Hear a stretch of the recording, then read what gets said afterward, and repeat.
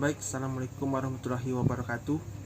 Nama saya Alga Seti Pratama, mahasiswa Sastra Inggris 2018. Dalam kesempatan kali ini saya akan menjelaskan pemahaman saya mengenai konsep penelitian kuantitatif sederhana dalam bidang kesusastraan.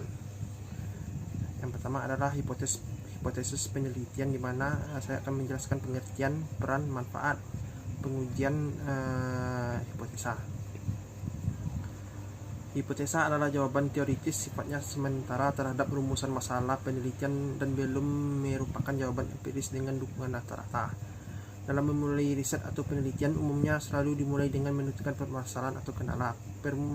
Perumusan masalah bisa dilakukan dengan membuat model hipotesis. Hipotesis adalah salah satu bentuk konkret dari perumusan masalah, dikarenakan ujung dari setiap permasalahan adalah adanya hipotesis yang akan dibuktikan.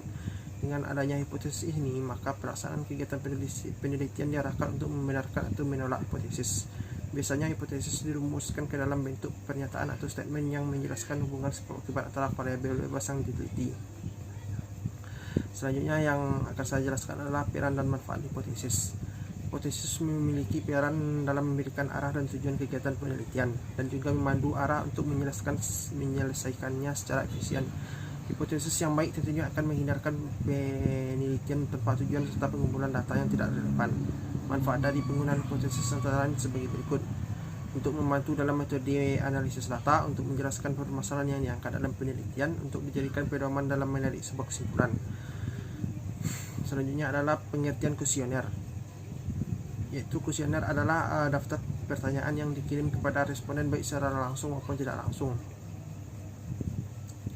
sehingga alat penelitian ini biasanya berbentuk pertanyaan atau pernyataan yang dapat dijawab sesuai dengan bentuknya kepada informan. Misalnya saja, apabila angket tertutup, cara menjawabnya cukup dengan membuka checklist atau vida pada kolom. Sementara itu, apabila angket bersifat terbuka, cara menjawabnya dengan mengisi jawaban pada kolom yang tersedia. Selanjutnya adalah jenis kuesioner. Adapun setidaknya ada 3 bentuk kuesioner, yaitu kuesioner terbuka, tertutup, dan campuran. Pertama adalah kuesioner terbuka.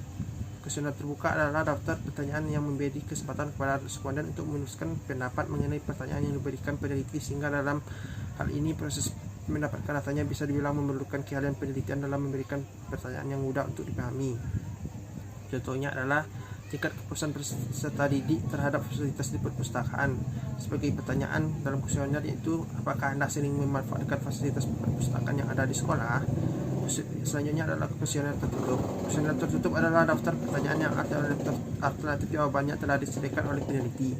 Cara ini seringkali dianggap efektif dengan alasan karena responden dapat langsung membubuhkan tanda cinta atau V dalam kolom yang telah disediakan. Contoh kuesioner tertutup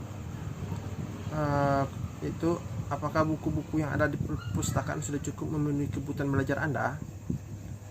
Jawabannya yaitu iya atau tidak.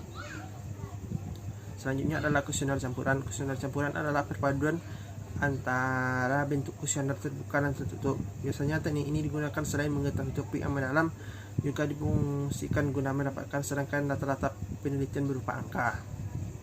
Contohnya adalah, apakah Anda setuju apabila koneksi internet dapat diakses gratis oleh seluruh peserta didik? Jawabannya yaitu setuju, alasannya titik-titik. Jawaban selanjutnya adalah tidak setuju, alasannya titik-titik. Selanjutnya saya akan menjelaskan cara membuat kuesioner.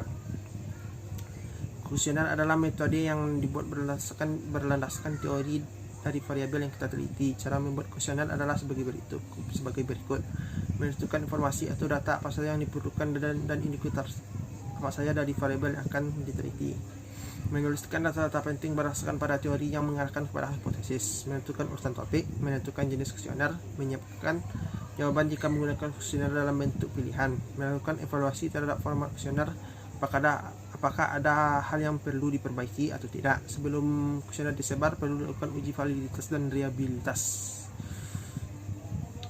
Contoh selanjutnya adalah contoh penggunaan kuesioner dalam penelitian. Contoh kuesioner penelitian ini bertujuan untuk mengetahui hubungan kualitas hidup penderita diabetes mellitus terhadap aktivitas fisik. Oleh karena kuesioner harus berlandaskan pada teori dan variabel, Maka dalam penelitian maka kuesioner aktivitas fisik menggunakan GPIQ. Kuesioner tersebut ditujukan kepada generasi muda hingga dewasa untuk mengukur sejumlah intensitas kegiatan yang berbeda-beda. GPIQ mencakup 4 kegiatan fisik, yaitu aktivitas kerja, perjalanan, rekreasi, dan sedentari. Itu menetap. Nomor pertanyaan, respon kode. Aktivitas saat bekerja, pertanyaan pertama, apakah pekerjaan sehari-hari Anda termasuk pekerjaan berat setidaknya 10 menit per hari? Jawabannya ya. A ya, B tidak. Apakah Anda sering berjalan kaki atau bersepeda minimal 10 menit setiap harinya untuk pergi ke suatu tempat? Jawabannya A ya, B tidak. Aktivitas rekreasi, apakah Anda sering olahraga, fitness, atau rekreasi termasuk dalam kategori berat minimal 10 menit tiap hari? Jawabannya A ya, B tidak. Pertanyaan keempat, jika ya, berapa hari dalam seminggu Anda melakukan olahraga kategori berat? Jawabannya jumlah hari. Aktivitas sedentari. Pertanyaan kelima, berapa Anda berbaring atau duduk dalam sehari? Jam, menit. Jawabannya jam, menit sama dengan titik. Demikianlah penjelasan saya mengenai pemahaman saya mengenai konsep hipotesis dan jenis-jenis pengertian kuesioner dan jenis-jenis kuesioner serta penggunaannya dalam penelitian nantinya. Mohon maaf jika ada kesalahan, dan saya akhiri dengan Assalamualaikum warahmatullahi wabarakatuh.